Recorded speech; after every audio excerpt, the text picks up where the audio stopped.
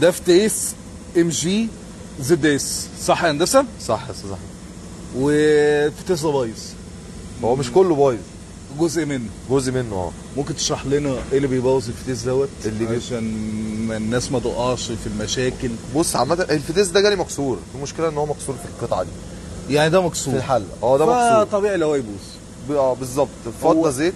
نسبيا الزد اس بتبوظ فتيس كتير؟ لا ولا مش كتير. قليله؟ صح، لا قليل جدا. قليل جدا، بيبقى اهمال كمان. وفتيس 4 سرعات، اعتيادي اعتمادي، ما مفيش فيهوش فيه اي مشاكل مشكله خالص. لا ما فيهوش اي مشاكل خالص. طيب بس هي في مشكله واحده، لو حد اتاخر على الزيت فتره طويله في الغيار هو بيبدا يبوظ بليه الكورونا. بليه الكورونا بتعمل رايش، بيسد طقم البلوف ده. بليه الكورونا ديت اللي هي انهي بليه الكوبلين الداخلي. الكوبلين الداخلي؟ يعني بليه الكوبلين الداخلي بتبوظ بسبب عدم تغيير الزيت؟ طبعا. طب بليه الكوبلين الداخلي في الزد اس بتبوظ بسرعه؟ لا مش زي الام جي 5. مش زي الفايف؟ مش زي الام جي 5 خالص. اقل. رغم بس الفتيس مختلف، هو نفس الموتور. لا بس الفتيس مختلف. لا الفتيس ده حاجه وده حاجه. ده فتيس طيب. كهرباء 4 سرعات طبيعي. قول لنا ايه اللي احنا ممكن نتداركه غير موضوع تغيير زيت الفتيس؟ لا هو موضوع زيت الفتيس هيحل المشكله دي، مش هيخلي الفتيس يبوظ. طيب لو اتغير نوع زيت مش حلو او حاجه، ايه اول حاجه بتبوظ عندنا؟ البادي فالف ده. ده البادي فالف ده تكلفته كام؟ بيعمل حوالي 12000 استراد. 12000 مش جديد، مفيش منه جديد. مفيش منه جديد.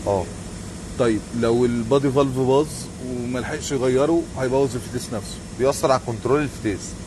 كنترول الفتيس. ساعات السولونايد بتاع البادي فالف دوت بيعمل قفله، بيطير الكنترول بتاع الفتيس. الكهرباء هو بيبقى المفروض واخد ارضي وكهرباء وبيدي اشاره. حلو. فهو كده الرواسب بتبقى سداه، مش واخد الوظيفه بتاعته، مش حر في الوظيفه. بيعمل قفله، بيطير الكنترول. الكنترول ده بكام؟ كنترول الفتيس بيعمل حوالي 6000 جنيه. طب الفتيس بقى ذات نفسه يعمل له في حدود كام؟ يعمل له في حدود 45000. 45000؟ فتيس كامل استراد. ده بتركيبه ولا من غير تركيبه؟ لا مش من غير تركيبه. التركيب 2000. تركيب 2000 ده غير زيت الفتيس؟ غير الزيت طبعا. يعني سكه 3 4 مثلا 3. يعني هو كده ممكن يقفله 50000 جنيه واكتر. واكتر كمان؟